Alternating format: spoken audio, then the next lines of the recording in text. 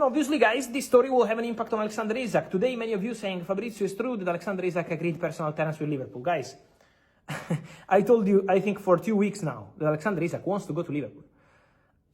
Just to give you some context. How can you think that Alexander Isak doesn't go to train, doesn't go to pre-season tour with Newcastle without having a contract ready with Liverpool? It's quite obvious that the contract is not a problem, it's not an issue.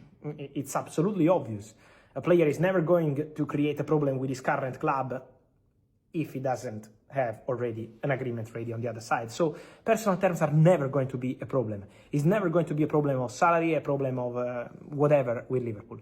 Alexander Isak wants to go to Liverpool. I keep repeating that. Alexander Isak, forget about Chelsea, forget about Arsenal, forget about United. These rumors from England are not true. Chelsea are busy with different things. Arsenal signed Gyökeres, Man United can't afford Isak. They said Al Hilal. Last week, when the bomb from Alexander Isak arrived, Al Hilal working on deal for Isak. No, Al Hilal are not part of the conversation for Isak. Now it disappeared from all the reports because it's only Liverpool Football Club. For Alexander Isak, it's only Liverpool Football Club. So forget about the reports on Al Hilal and all the other clubs. Isak said Liverpool. And the contract is never going to be a problem. So forget about that. It's not going to be the contract. It's on Newcastle. If and when Newcastle open doors to an exit, Liverpool are ready to bid. Liverpool are ready to make a record bid. Liverpool are ready to go for it. But waiting for Newcastle to call and say, okay, now it's time to do it. But this obviously also depends on the Benjamin Sesko story in terms of timing.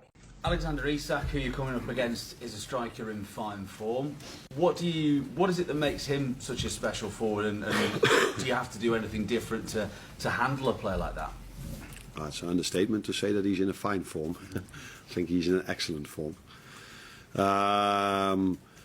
Also over there, it's the team performance that will help us controlling him. So the more ball possession we have, the easier it is to control him, although he's definitely a threat on the counter-attack as well. The good thing for us is that we've got two centre-backs that are probably one of the best players that are able to play against him. I don't say this in perfect English, but what I mean with that is that we've got two very, very, very good centre-backs, and that's definitely what you need if you face a striker with the quality of Alexander Isak.